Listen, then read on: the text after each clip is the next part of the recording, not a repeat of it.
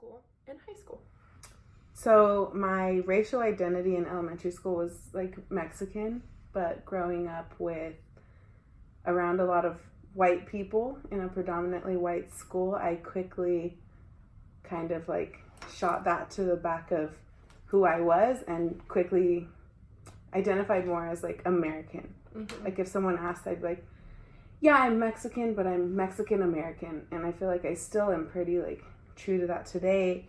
And in high school, all my friends were white because I grew up playing sports with them.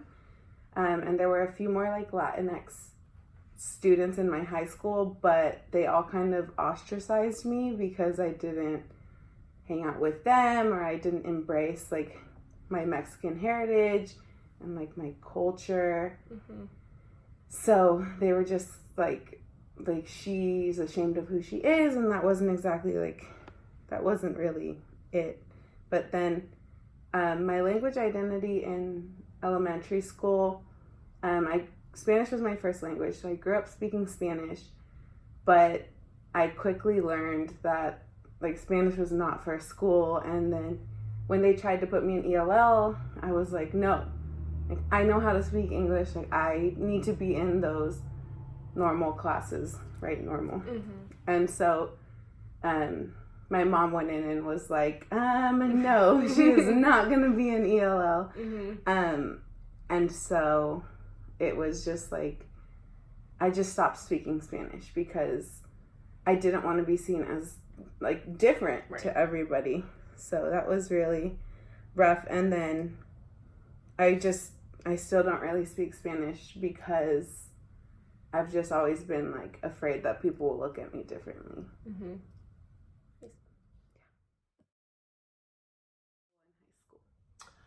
My language identity, unfortunately, was very white culture. Everything was based around English, and growing up now in a community that is so culturally diverse, I wish that I had a lot more language in my environment. I grew up in a community that was very, I guess not very culturally diverse, so we didn't have a lot of languages to hear or be around to immerse ourselves in. But I did actually, in 4th grade, we had the opportunity to learn Spanish after school, which was really cool that they provided that opportunity. But of course, as a young elementary schooler, I quickly got discouraged by learning another language and gave up on it, which now I wish I could go back and tell myself to stick with it. But I did have a few friends that I had a Italian friend, and I also had a friend whose family spoke Spanish, and so I did get to have at least a little bit of at least hearing it, not necessarily learning anything, but it was cool to be able to hear other languages. So in middle school and high school, it kind of grew to be a little more racially diverse, and culturally. We had a few more African American students come in middle school and continue on into high school, and I started becoming a lot more friends with different sporting groups, and a lot like football players started to become more African American, and so I had a lot of good friends that it was awesome to have that cultural aspect in my life to just learn about and embrace it as much as possible. But definitely elementary to high school was a big difference between cultural identities, and for other people, unfortunately, I didn't have much in terms of that, but yeah, so.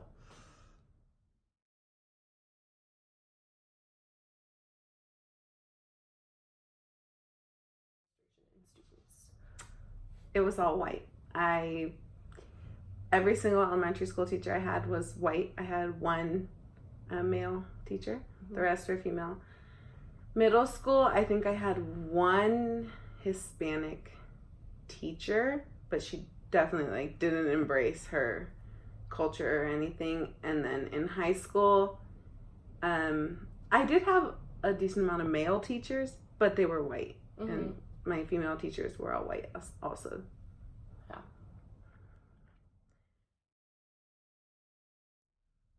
Same as you. It was a very white community. I grew up staying in the same location throughout all of my schooling, which was Olympia. And every school we kind of all moved together, so it was all the same students that I was going to school with. As for teachers, it was the same. We had one African American teacher in middle school, and other than that, that's the only culturally different than white teacher, even administration. We definitely had a lot more males going up from we had one male elementary school teacher, and he eventually became the principal there after I left. But after that, I had a few more. All of the administration started to become more male dominant throughout middle and in high school, but still a lot of white people. Yeah. Yeah.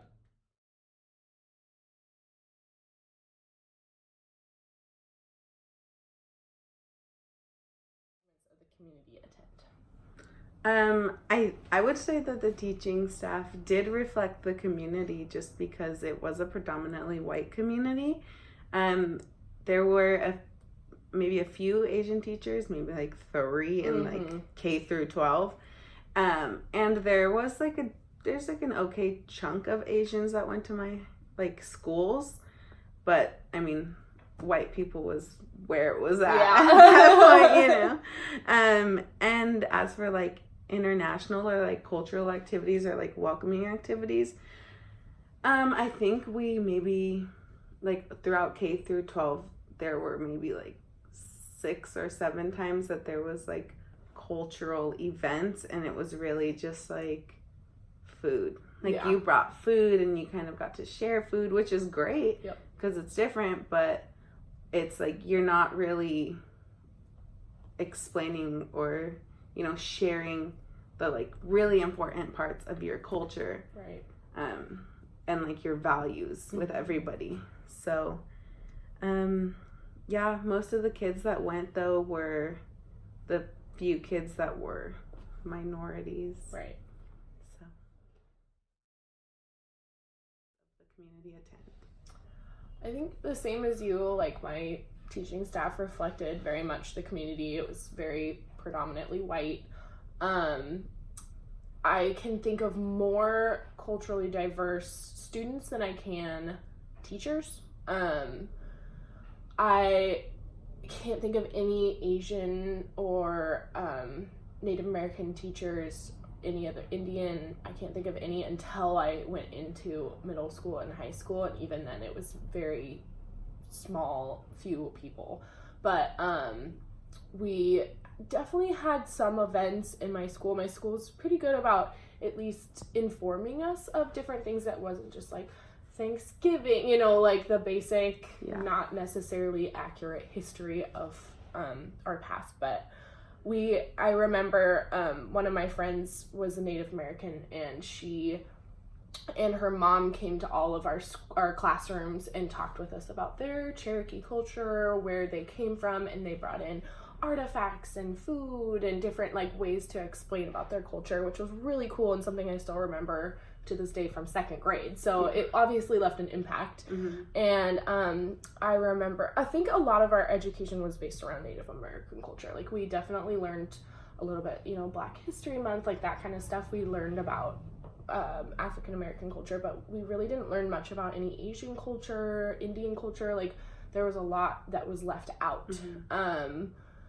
But yeah, in the same, I don't really remember any events in middle school, but high school we had more Hawaiian background, and there was a lot more, we had some luau's.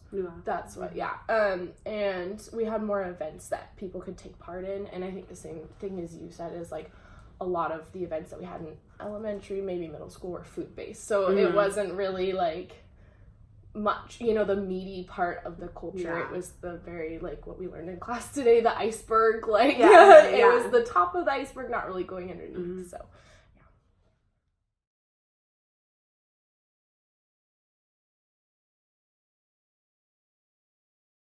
language usage was salient. I think that most of my racial moments and language moments happened more in like elementary school. It was like elementary school and then in high school. Like middle school was kind of just a blur, you know. And I like elementary school, it was being ostracized for not speaking or for speaking Spanish. So like don't speak Spanish, and that's like, you know, thinking back to it, like they should never have like said that. And then but I think my biggest racial moment for me is in high school when like I said earlier, the Latinx students would just look at me differently, and they would just tell me that I wasn't like I wasn't proud of who I was, which wasn't true. And they were like, why are all your friends white? And I was like, I play sports, and the people who happened to play sports were the white people. And I just like I can still like I can speak Spanish and I can comprehend and read and write in Spanish, but I still just, there's always this kind of feeling of like someone's gonna judge me or like think differently of me. And even my own family judges me. Like my dad's side, we're all first gen on my dad's side, and everyone speaks Spanish except for my brothers and I. And they're like, oh, like if we speak Spanish, then we sound too American. But if we don't speak Spanish, we're ashamed of, you know, our culture and where we are. And like it just seems that it was a pattern. In elementary school, they were saying don't speak Spanish, and then high school it was like, why don't you speak Spanish? And now it's just like such an in-between. Right. It was salient. From what I can remember, there wasn't much of anything along those lines. There was one event that I remember in middle school. We had an African American man who threatened, he was part of our middle school, and he threatened to come in and shoot children at the school. And I don't remember specifically what people said, but I just remember there was kind of like an air of people being like, okay, that makes sense. Like, because of his culture, because of his background, he would be the person to do that. And that's the only thing that I remember feeling very uncomfortable with in middle school, not really knowing how to voice my opinions or concerns about that, but just, it was very disturbing to hear that.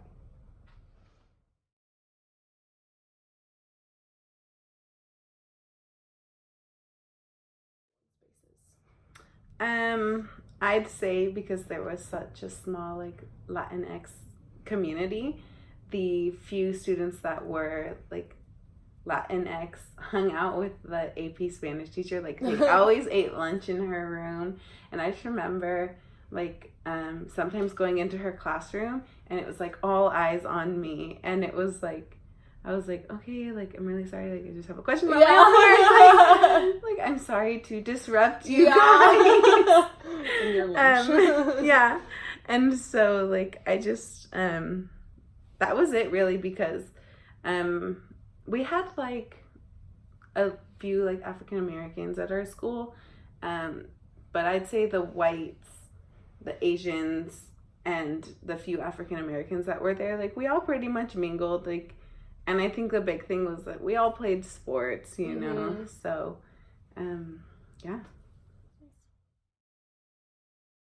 Your school and spaces. I think we had a very, at least in high school, middle school, and elementary school, I don't really remember anything. It was very, like I said, very white.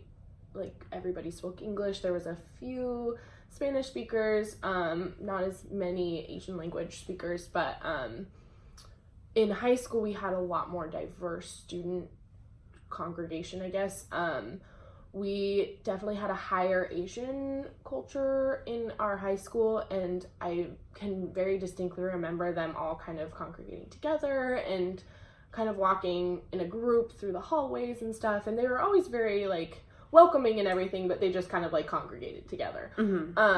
And in high school, we also had a very dominant Spanish teacher, like everybody loved our Spanish teachers. They're all like Spanish 1, 2, 3, and they're a very popular class to take, so it actually ended up becoming one of the languages that a lot of people by the end, at least junior, senior year, people were becoming more fluent in Spanish, and it became a lot more popular to hear, you know, throughout the hallways and stuff. You would hear people practicing Spanish and working with Spanish and stuff. So it was really cool. I took Spanish, and one of our teachers was Cuban, and he was very adamant about walking through the hallways and conversing with people in Spanish and working on people. So that was really cool, actually, to have that kind of influence and personality to come through the hallways and, you know, like pump you up and make you excited for class and stuff. So I'd say that was kind of our big language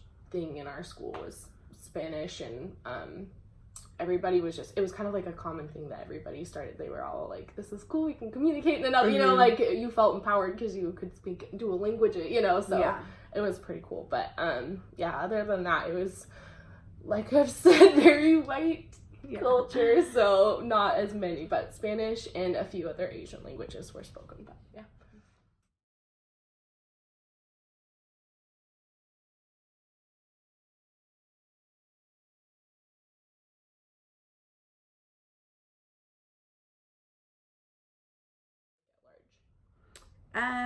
I wouldn't say that we didn't learn about race and racism, but it definitely was just kind of skimmed over. Like, the only time I actually really got like a lesson on race and racism is because I took an ethnic minority studies course, and it was only offered for one trimester, like out of the year. Yeah.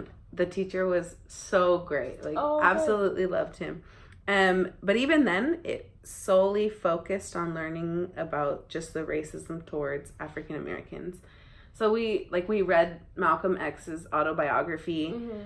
We talked about the Central Park Five, Trayvon Martin, you know, stuff like that. But we never talked about kind of how racism happens to a lot of other people too, like, you know, Hispanics, even Asians, like Native Americans, you know. I just wish we would have talked more about that. My school we did like the Black Student Union would put on a like Black History Month assembly every year, but it was, I mean, they only gave them so much time, so everything was just kind of like here point, and it was like you know, you couldn't dive into this stuff. So then like going into college and like learning about all of it, it's like, whoa, there's so much more to it in terms of like people being like colorblind. I'd say like I do remember talk of people being like, oh, like you just have to be colorblind, like don't see any, like, you know, they're just like, oh yeah, like don't I see everyone as the same and blah blah blah blah blah. And then I always thought like, but that's like taking away someone's identity at that point, you know. You're that the color of your skin and where you come from, it has such a big impact on who you are. You know, you can't take that away. But we never talked about why English was the only language that was really spoken, because it was just the norm. Like we all just spoke English.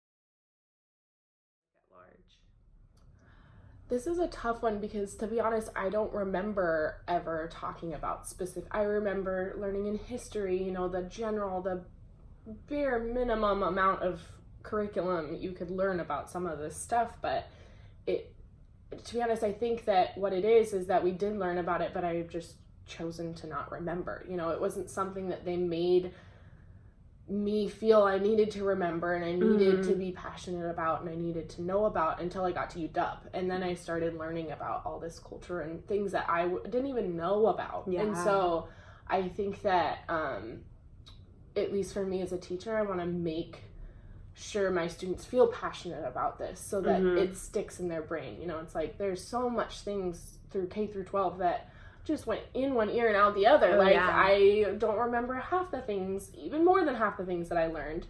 And to have like culture being something that I forget is awful to think about now, you know? And so I want to make sure the younger generation is aware that that's something that it's not something that should be forgotten. It's something that should be continuously learned and delved into, you know, just like constantly learning more and more and more, because you can never not know enough, and it's always changing, and always there's more to learn. So.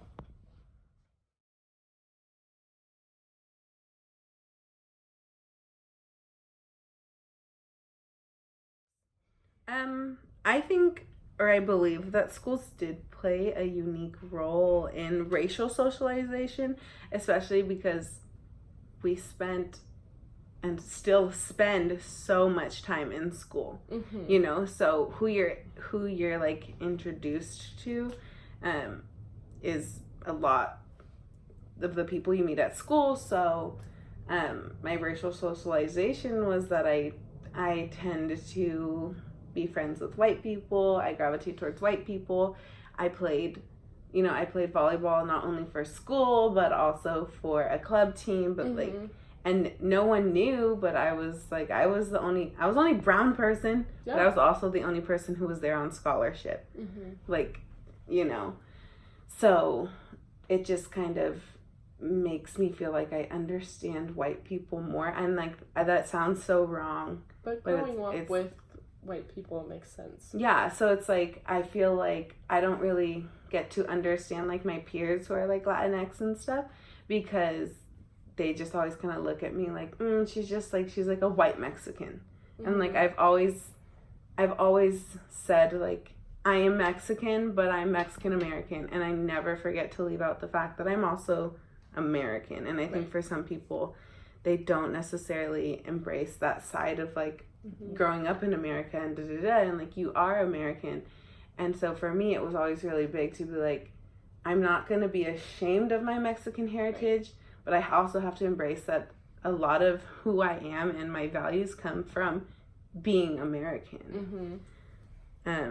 And in terms of like language spoken in certain contexts, it's mainly just English all the time. My grandma speaks Spanish, and she's probably the only person I actually speak Spanish to, because it's my grandma.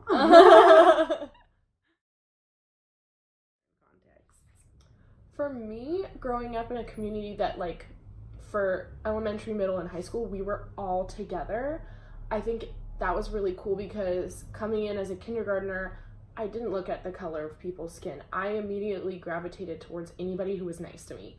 So it was like, I had a Latina friend, I had a Native American friend, I had an African American. I literally can picture them, and I was friends with them all throughout high school. You know, it was like something that I was able to keep that friendship going, and even by high school, when it was becoming more, you know, like, culture weighed heavily upon people, you know, and you could see it more, you weren't as colorblind, like, it didn't change my feelings towards them, which was really cool. And I think it's also why, even to this day, I still have a lot of culturally diverse friends. Like, it's something that I've never lost, because I did have all of those people at a young age that I had throughout my whole life, like, informing me and, you know, keeping me aware of that culture. So I think that was the best thing about my K through 12 experience, was that I did get to be with them from childhood to not knowing anything, all the way through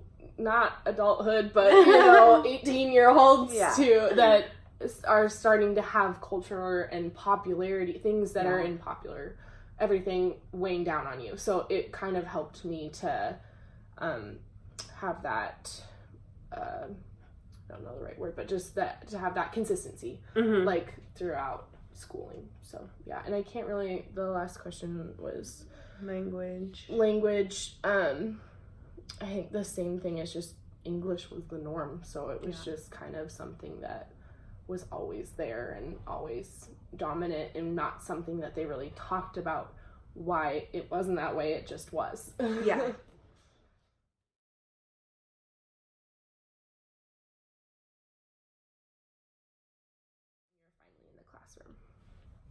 I think for me, I kind of,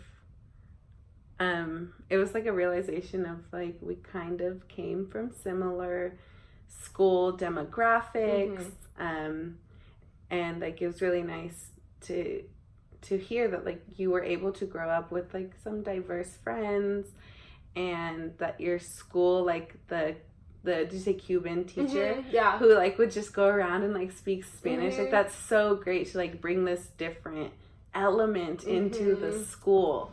And, like, how I see it playing out, like, as a teacher and, like, in my classroom, I think is just making sure that we're not making certain things that shouldn't exactly be the norm become a norm. Yeah. So, like, embracing a student who speaks a different language, even if, like, English, Spanish, like, Mandarin, Tagalog, anything like that, like, making sure that they know, like, embrace who you are, and, like, language identity is so important. And, like, I think about all the time having to, like, hide my language identity and, like, changing it to English, and, like, how it's just kind of stuck with me. Like, I would never want one of my students to, like, feel the same sense of, like, am I this or am I that? Can I speak this or I can only speak that? Right. And so, like, it's just really interesting. And then I love that, you know, even though our schools were, like, the same racially, demographic wise, you know, you did have students who mingled. So you're, like, African American, like, you know, the sports players and all of that, to be able to just kind of, like, all mash together. Yeah. So yeah, I feel the same way. Like, it was really interesting to have that idea of, like, we both came from the same, so it was kind of like our like norm, I guess, is, like, the same, but having that different cultural aspect, like having your side of the story, to hearing how Spanish was stripped from you is just, like, something that to answer the second question, like, I would never ever want to have in my classroom. Like, my hope is to immediately come into the classroom and learn about every single one of my children and learn what their culture is, what they feel comfortable with, like, how they want to be presented in class. Do they want, like, I think it would be awesome if somebody who maybe speaks another language can teach the students, like, there maybe a word or two every once in a while, like, to bring in their culture into the classroom so everybody feels comfortable with it is something that I would hope. Oh my gosh, I would hope that is at least normal, you know, like, to make that something that everybody feels happy, safe, and comfortable in their environment. But yeah, back to what we were saying before, it's just, like, it was so great to have two strong women, like, talking about something that is so influential to our future generations, and that's what we need to, like, really focus on, is making sure everybody is mashed together. Yeah. But yeah, so awesome. Thanks. Yeah, thank you.